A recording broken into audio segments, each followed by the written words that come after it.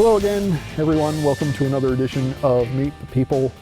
My name is David Feiner. I'm the Communication Technology Manager in the City of Pittsburgh's Department of Innovation and Performance. On this episode, we have a very, I know a lot of people who start their shows say we have a very special guest. And my guest she's very special. Super duper ooper schmooper special. Seriously special. Kim Clark-Baskin is the Assistant City Clerk, and she is my guest. Kim. Hi, David. Thank you for joining us. Thank you for having me. Is that the official title? Because it's changed a couple of times. Yes, my title is Assistant City Clerk. What is an Assistant City Clerk? Well, we are the official record keepers for the City of Pittsburgh, and we specifically give administrative support to all 9 members of council. So when you say you keep the records, we're talking from 1816 to 2022. Yes. 206 years of records. Yes. And you have them all memorized. No. There's other things I want to get into, but I tend to like history. I like looking at historic artifacts. How daunting is it, or how much of a responsibility, how much weight do you feel having to hold on to these things that are over 200 years old? It's not a really big weight. I wouldn't say it was a big weight.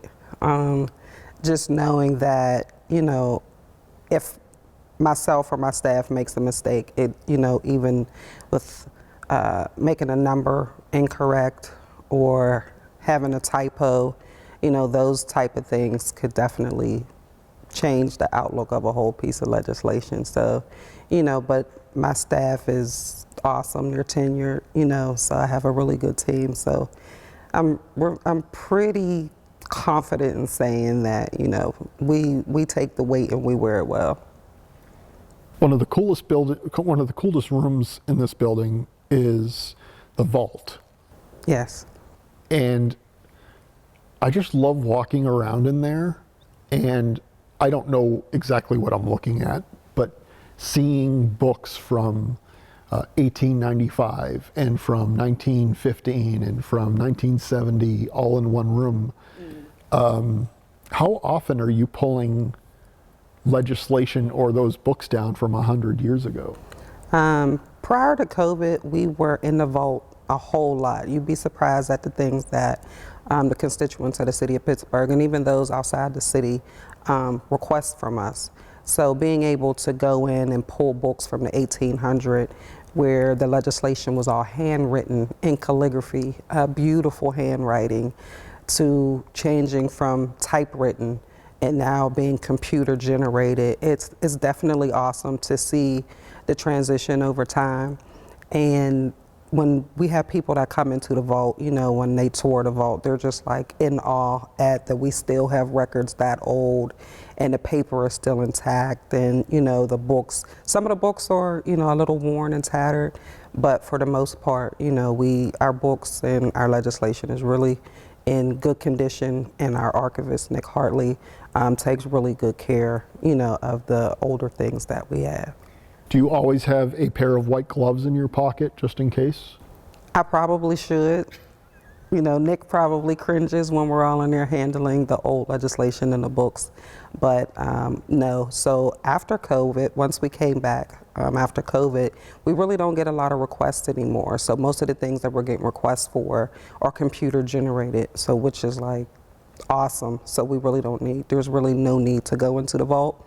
So from 2000 forward, we have everything in Legistar, so that's what we typically get requests for, although once in a while somebody will come in and ask for the older things.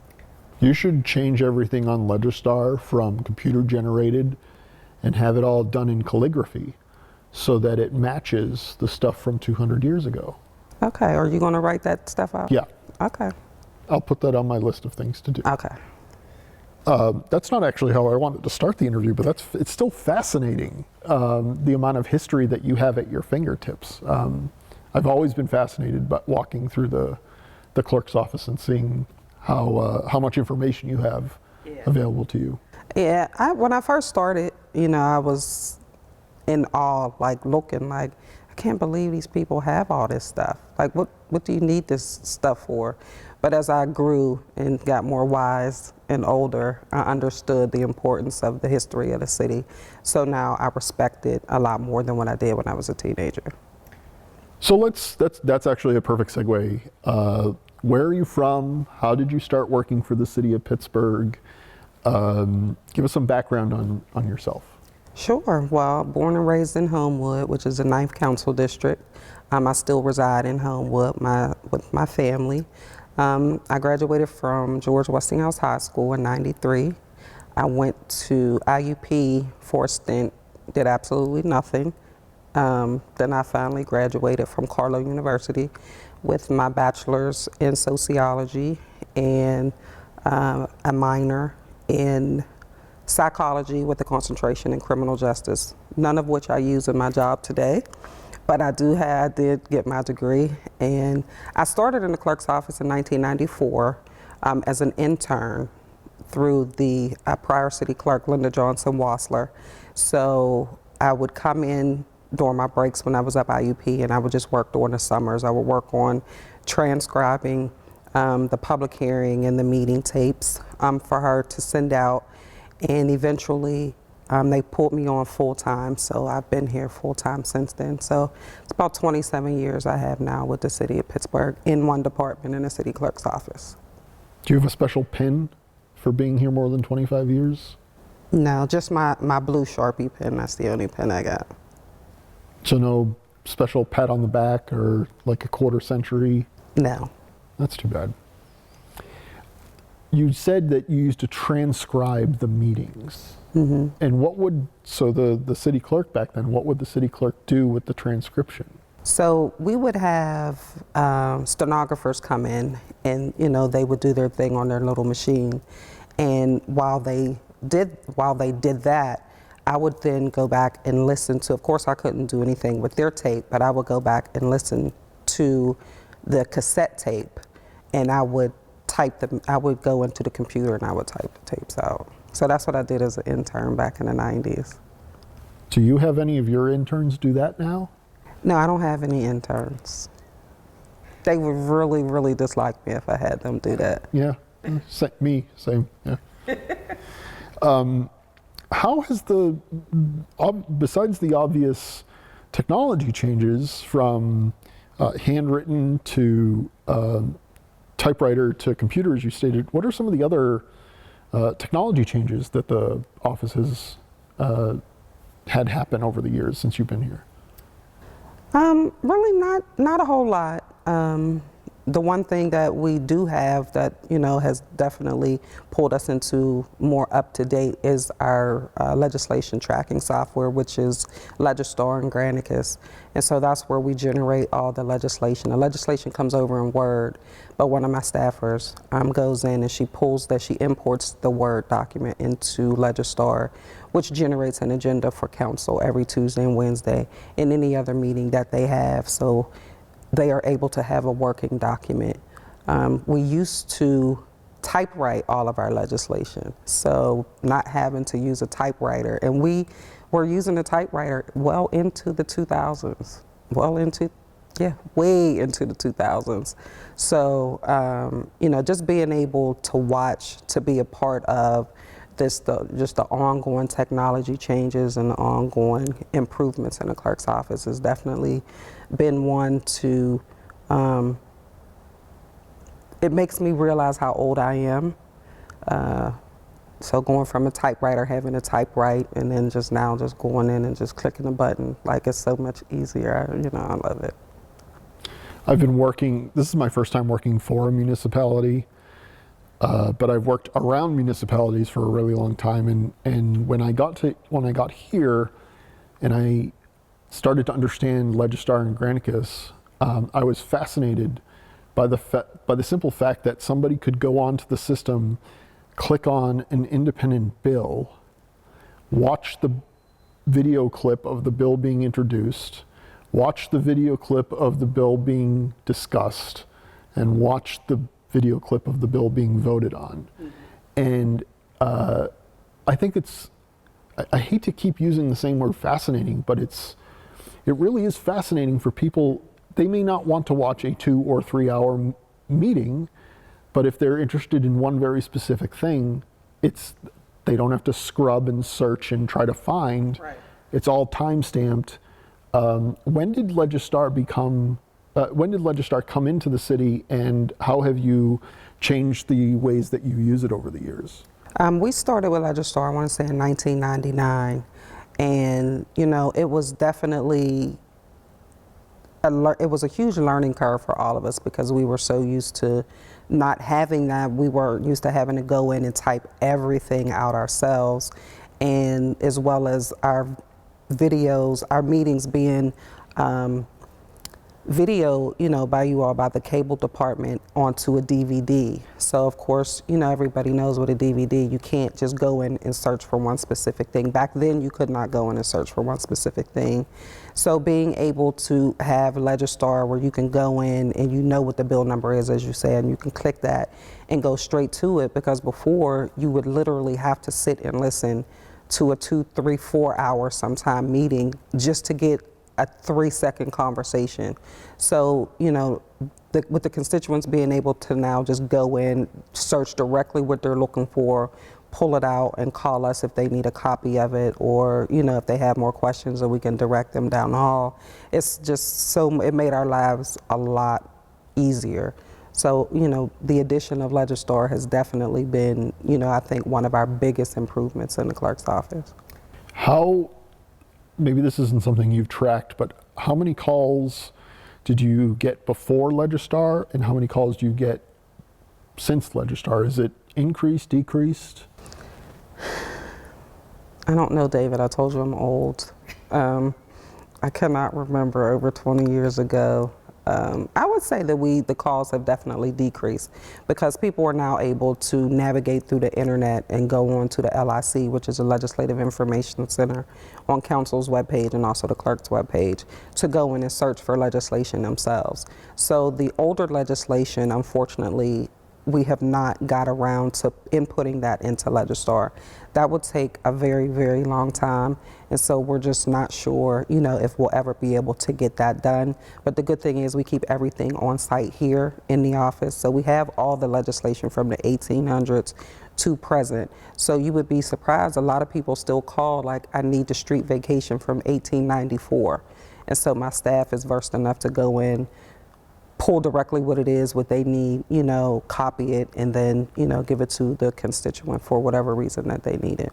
So when you say copy, you mean photocopy? Yes, photocopy. So then there's a whole other preservation issue of moving those books and those papers into a photocopier. Right. So what Nick, our city archivist, and his assistant, Charles Suckup, have done, they have scanned over 200 years of legislation and meetings into the system. So now, we have a lot of the older things on the system, and a lot of people don't know that. So when they do call for the older pieces, we're able to direct them to Nick, and he's able to go into the system and search and pull that up. So, our city archivist has done a lot for the clerk's office. We've advanced, like leaps and bounds to what we're able to do versus before having to literally manually go through books on top of books on top of books for it to come up a bust, so now he's able just to go in and type in a few keywords and find what they're looking for. So in actuality, you're not grabbing a book and photocopying it every single time. Right. So it's all digitized and searchable, and he's able to find something. Yes. That's even, I was having these nightmares suddenly of people pulling books down and the binding comes loose, or. Yeah, we used to have to do that. Wow. And prior to the archivist coming here, we would put the book down on a copier, and we'd have to smash the spine down, in order to get the whole page. But now that, they've scanned a lot of that information, we don't have to do that anymore. So I imagine that you didn't go from intern straight to assistant city clerk. So you started here as a 19-year-old intern, and you just magically became number two? Or? No, of course not. I was an intern for a couple years. Then once they pulled me on full time, then I think I was a receptionist. And then from the receptionist, I think I went to an administrative assistant for about 12 or 13 years maybe. And then I went to the supervisor for about six years. And then the opportunity presented itself when the prior city clerk, Linda Johnson-Wassler, retired in 2014. And so I applied for the position of deputy city clerk. And council believed in me and they gave me a chance, and I've been the assistant ever since. Do you think it's advantageous to you as the assistant city clerk to have gone through those various positions in the same office to see how, so you can say to your employees, I'd like you to do it this way. I know how to do it because I was in that same position? Oh yeah, definitely. You know, so like I came in at the bottom and I learned literally from step one, you know, just to watch how where legislation came from. And even before that, I had to learn like what city council was, because I did not know who my city councilman was. I knew who the mayor was at the time, but not being versed in politics, I just wasn't interested in it. So when I had the chance to intern, I came in and I learned so many different things, and just moving up through the ranks, through the office, I was able to then be able to touch different parts of the legislation at one point, and touch different parts of being able to communicate with different people throughout the city. So now, you know, I have a staff that literally all the jobs in the office, I have done those jobs. So to watch them do what I used to do, and to watch them grow and do it differently, and I'm like, oh man, I wish I didn't know that back then. I would have did it, you know, the way that they're doing it now. But you know, as time goes on, you know, processes change and people change. And so the more new and fresh ideas that come in the door, you know, that always changes the routine and the procedures for things. So just to watch them be able to come through like I did, like it's amazing. I have a great staff, so it makes my job that much easier. I think what's really awesome about the city clerk's office is I have been here almost 9 years now. Mm. You have no turnover. No, we don't. People, it seems, like coming to work, like who they work with, like who they work for, and they don't leave. Right. And that's really a testament to you as a supervisor, as a manager, watching over them, and they want to come to work with and for you. Yeah, it's great. Like I said, we have a great staff, and I think the last person hired on our staff, I think, is our archivist, and now he's going on, I want to say 6 years. And Kate, who is our internal accounts monitor, has 40 plus years with the city, but about 20 plus with the clerk's office. So everybody here is tenured, and we all get along. So we went from having a staff of about 30 over the years, and we've dwindled down to 8. And everybody gets along, you know, everybody likes each other. You know, we're like a small family in a clerk's office, and not having turnover just makes it that much better, you know, because we help each other. We're each other's strength. So where one has a weakness, the other has a strength, and we build each other up, and we laugh and we joke all the time, but we know Tuesday, Wednesday, and any other day that council needs us, they can depend on the clerk's office. So, you know, we're big on education, and we continually, you know, make things change in the clerk's office just to keep our staffers, you know, up to date and knowledgeable of the job that they have to do. And as councils change, you know, attitudes change, outlooks change, and we continually and constantly remind our staff that no matter what member serves or what member gets voted out or voted in, you know, we have one job to do, and that is to make sure that they can function.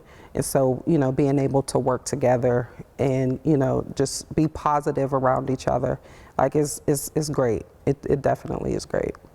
Not only from an internal standpoint, but an external standpoint. When I walked in, I'm not from Pittsburgh. No, none of you knew who I was. You didn't know why my face was appearing so regularly. But you all welcomed me and took me in and explained the nuances of not just the city of Pittsburgh government, but how what meeting is what and what part of the room they meet in.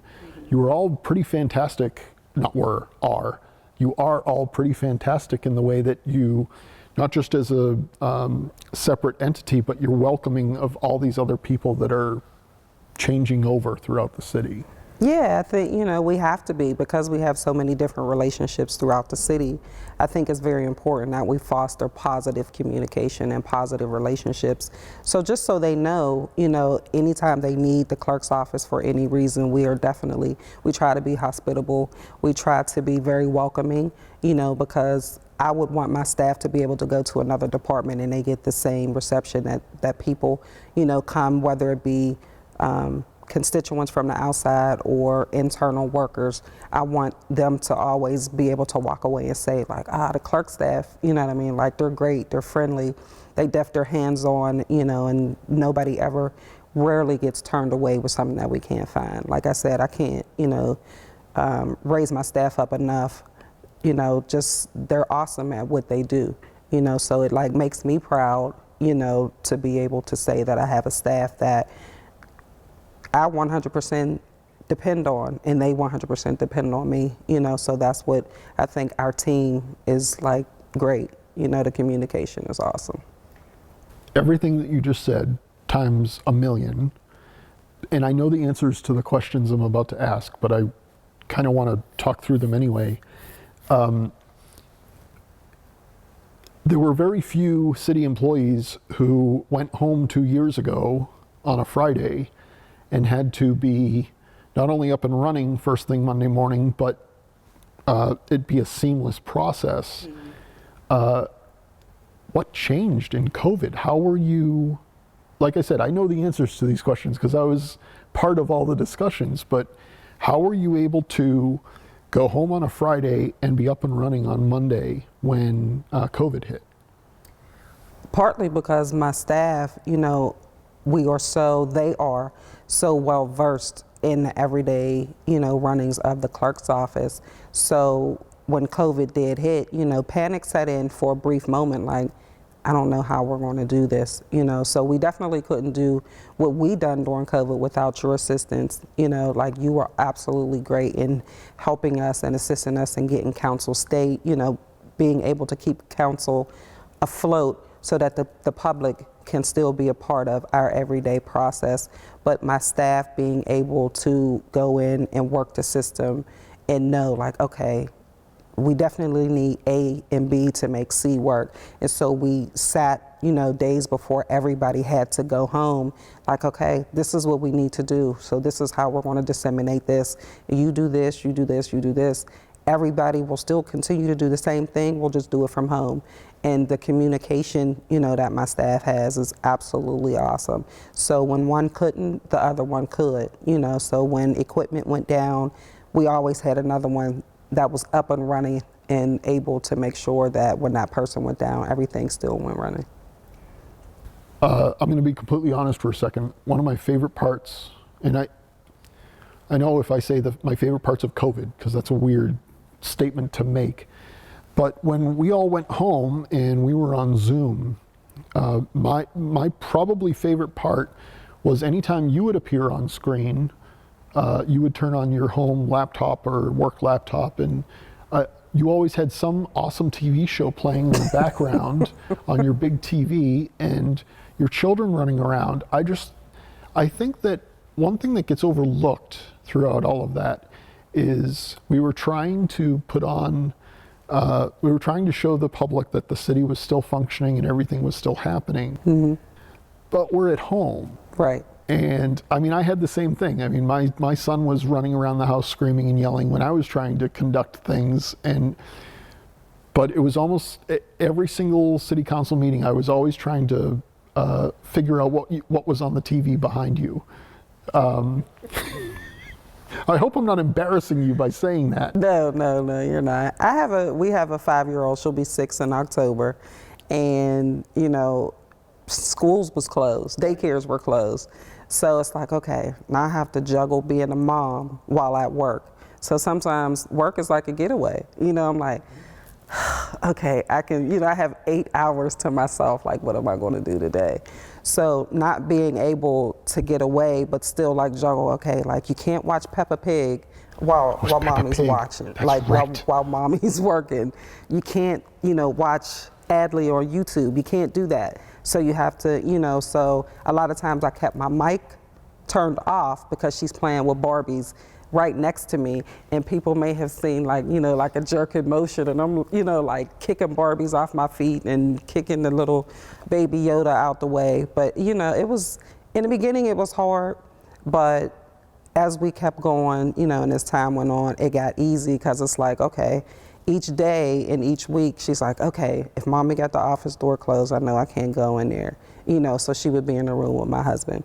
So it definitely was a juggle in the beginning, because I was stressed out. Like, this kid is going to end up popping up from behind me, looking into the camera, like be there with the lady with the coffee, trying to like, move because she felt her child. So, but she worked with me. Or I remember one point we just saw eyeballs. Yeah. What the thing on my end was, people didn't want to see me, they wanted to see my dog. Mm-hmm. And so my dog actually got really upset when I was only home for about 6 weeks, but my dog got really upset when I started coming back to the building, because he loved being seen and hearing all the noises and voices. Mm-hmm. My son wasn't really interested in, because we weren't Minecraft. So Yeah, of course not. Parents are never interesting. yeah. They're not. We're not interesting. So I imagine coming out of COVID, COVID's not over, but coming out of COVID and transitioning back to the office, it was a lot more seamless then, because you were going back to something you already knew and understood and had a workflow for. Right. It was, it definitely, for some of us, it was seamless. It was just having to actually get up and not keep pajama pants on and have a dress shirt on up top. It's like, oh, I have to put clothes on today. Like, oh, I can't wear blue jeans every day. I can't do that. So having to remember, like, you're actually going into your place of business. So you have to comb your hair now. You have to do just different things. And coming into the office, it was like, okay, we're here now. But it just seemed foreign for a minute, because it's like we're looking around like, oh, I haven't seen you in a year and a half. You can't wait. You're like, oh. Is that what you said when you saw me? Of course I did. I couldn't believe how chunky you got. No, but, like I said, my staff never missed a beat, because we worked every Tuesday, Wednesday, and every other meeting that council scheduled. So we didn't have a chance to allow time to lapse. So because we had to continue on and keep, the agendas floating, I think that's why we, were able to come back in and things just run like it did, that Tuesday before we left out of here for a year and a half. I think it's another testament to not just your office and your staff, but a lot of city departments being able to go home or be told to go home and work, and then be told, and by the way, you're coming back now.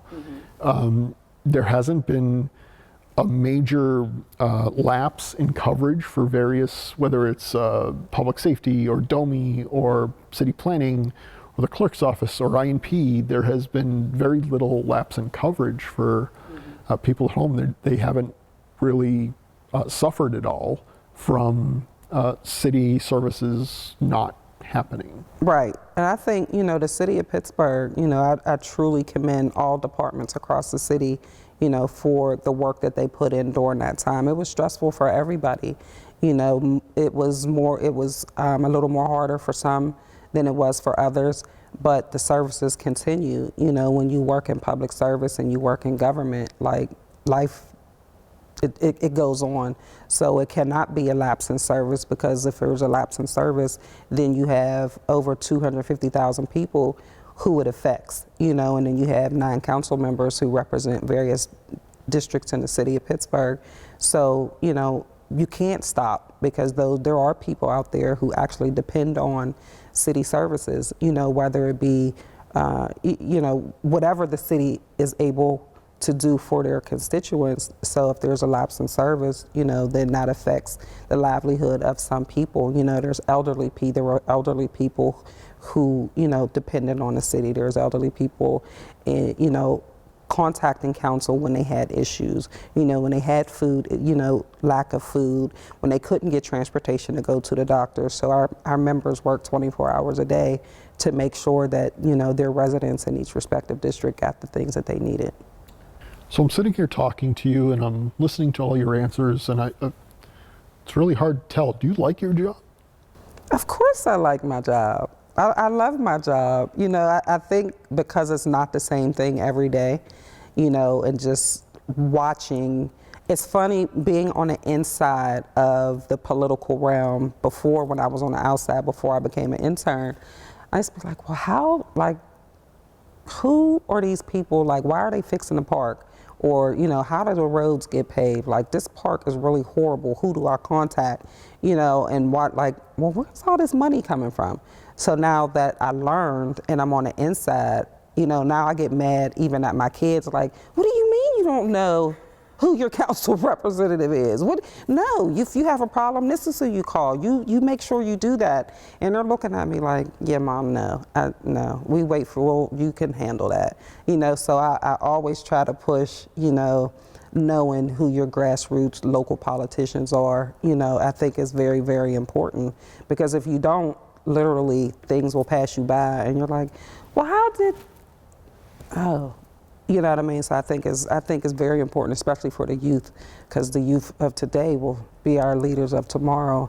And, we want to make sure that they're well-grounded and they're, knowledgeable on the things that will carry us and get us through, just like we're doing now. My son's Cub Scout troop a couple of years ago had a civic engagement night, and they all had to write letters to the mayor. Okay. And my son told everyone, well, my dad works for the mayor. And they all wrote letters. My son wrote that our neighborhood does not have enough stop signs. We don't have any because we're kind of an enclosed area. So he wrote a letter to the mayor that I hand delivered. And 3 or 4 weeks later, he got a letter from the mayor. And my son was running back into his Cub Scout troop. The mayor said, and he addressed it to me, and here's my letter. And yeah, it's those kinds of things that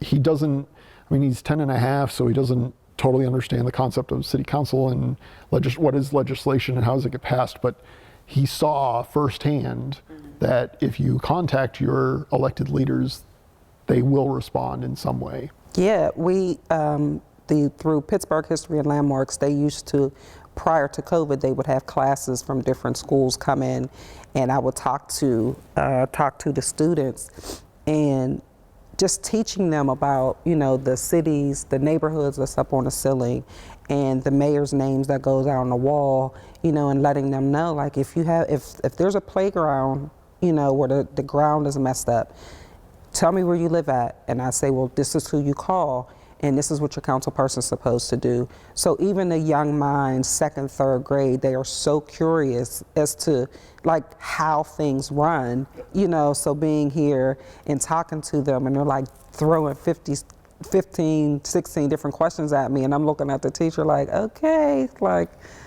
I don't have, okay, so just and you ask them just the most simple question.